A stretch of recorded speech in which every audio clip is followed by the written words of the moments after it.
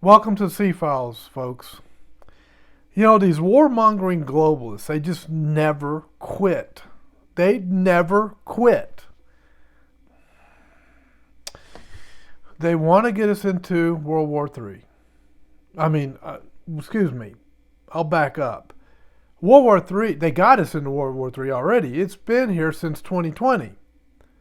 The biological attacks they foisted upon the people began World War III.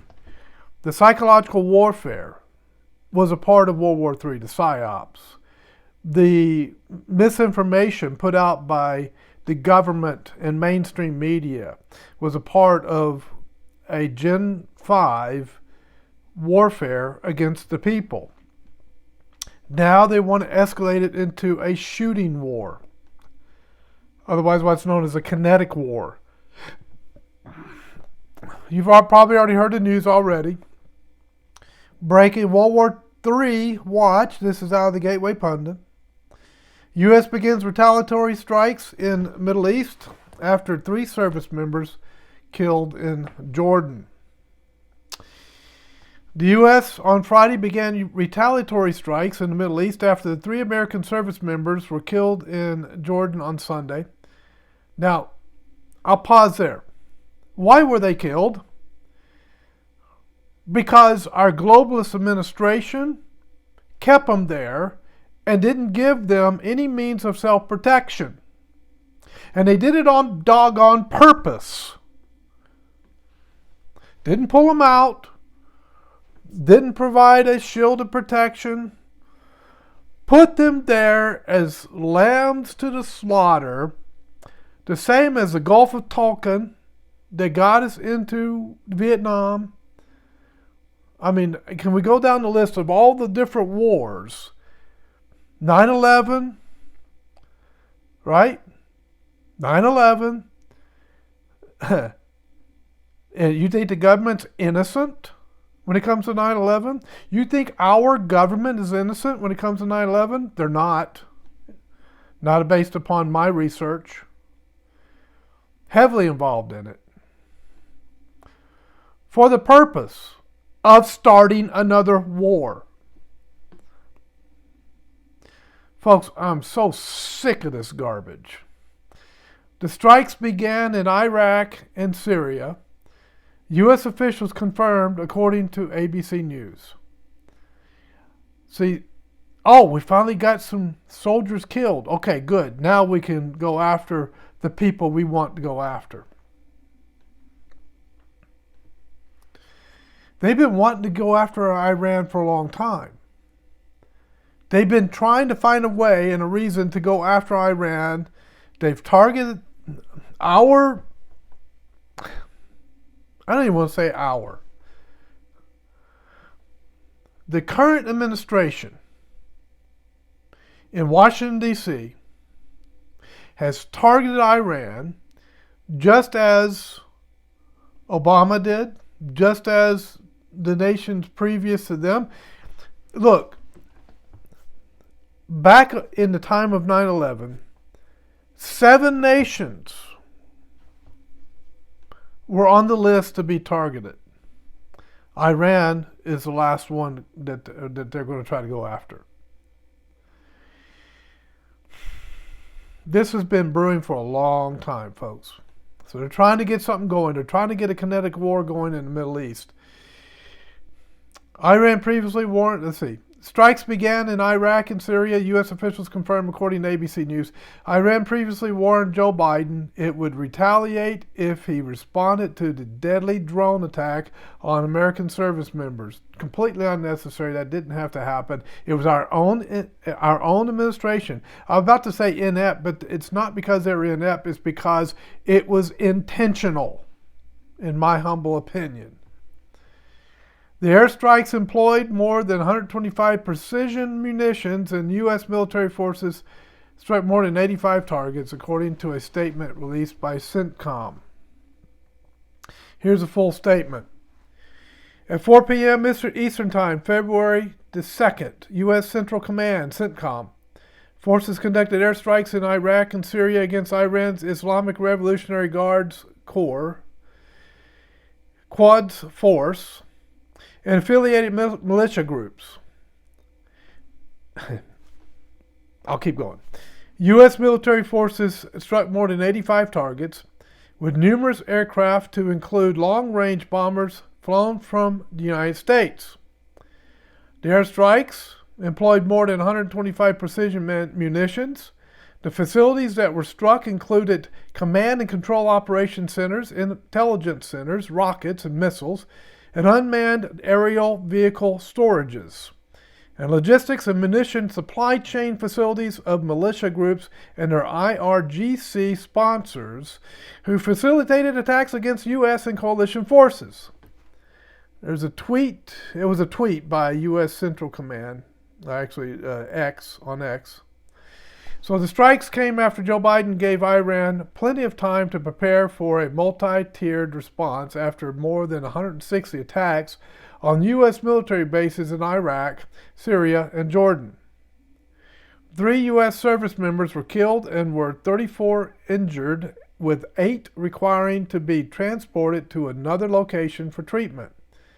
The troops were reportedly in a tent structure, sleeping when they were attacked by a UAS or unmanned aircraft system late Saturday night. 3 service members killed in action were all members of the 718th Engineer Company, a reservist unit out of Fort Moore, Georgia.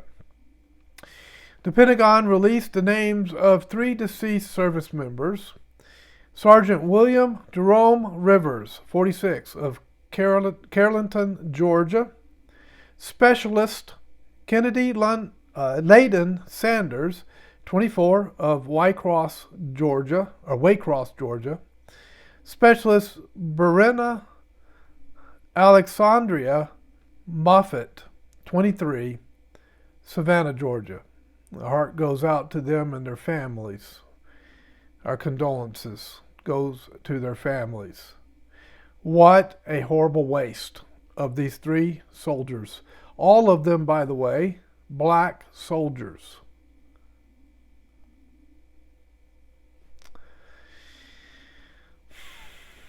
Well, that was unnecessary. It was unnecessary.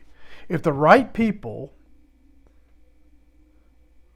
were running things in Washington, D.C., this would have never happened. Ever. And it would not surprise me if one day we find out that it was our own government that shot those rockets that killed those soldiers. It would not surprise me 1 ounce. Not in the least. Because our government has a history of doing this kind of stuff. Do your research.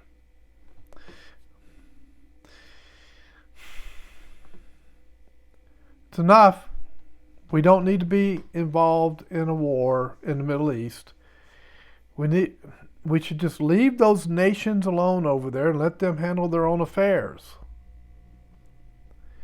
What were troops doing over there in the first place? Why are we there?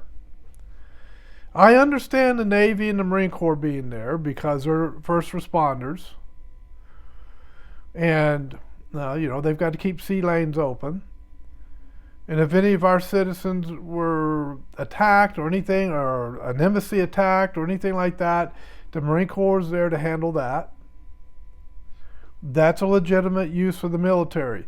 Having doggone bases all over the world like we're some big empire, when we've got them flooding across our southern border,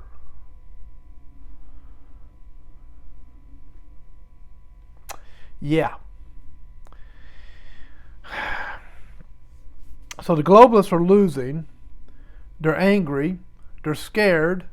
They know that if they don't stop us, that within about 8 to 10 months, it's all over for them. And so they're throwing everything they can at trying to prevent Nuremberg-style trials and them being convicted of treason and charged with treason, convicted of treason, and who knows, receiving a sentence of capital punishment.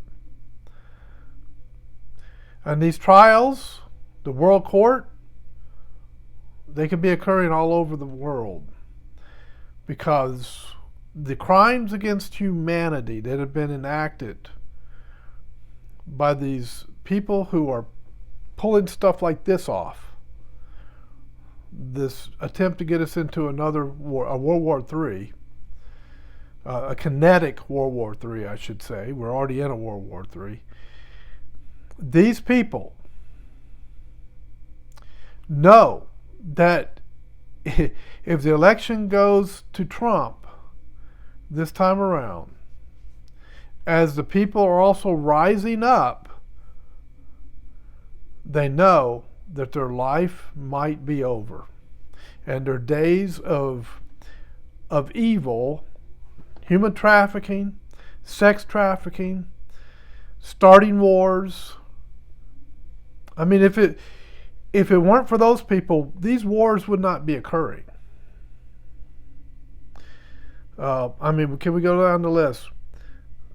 Crime, the increase in crime, the looting and everything that's going on is because it was all a part of their plan. The vast majority of the troubles in the world, outside of the fact that man is sinful, and man in his sinful nature can tend to commit crimes or do dumb things, outside of that, the vast majority of it is because of the New World Order. The traitors in our government, the globalists, okay? The world bankers that are funding these wars and getting rich on them. Every time a war like this starts up, the world bankers, their revenue, their profits swell because they fund both sides of the war.